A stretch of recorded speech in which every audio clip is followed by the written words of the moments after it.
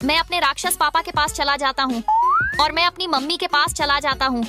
ओए चिंटू, वो तेरी नहीं मेरी मम्मी है।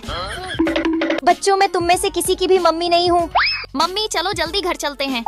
तकलू लखा, वो तेरी नहीं मेरी मम्मी है। बच्चों, तुम दोनों कौन हो? मैं तुम्हें नहीं जानती।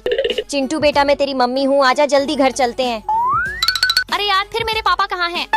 सॉरी बेटा, मैं चोरी करने गया था इसलिए लेट हो गया। अबे चोर और राक्षस, तुम दोनों पकड़े गए। जो चोर नहीं है वो लाइक सब्सक्राइब कर दो। जल्दी बलून फोड़ के देखता हूँ क्या निकलेगा। वाओ, मुझे तो छोटा एरोप्लेन मिल गया। मैं भी ये बलून फोड़ के देखता हूँ क्या निकलेगा। अरे वाह, मुझे तो साइकिल मिल गई। चलो अब मैं भी ये बलून फोड़ के देखता हूँ। अबे कलू लखा, तूने मेरी नींद खराब की। अब मैं तेरा पिछवाड़ा फाड़ दूंगा। बाप रे, भागो यहाँ से।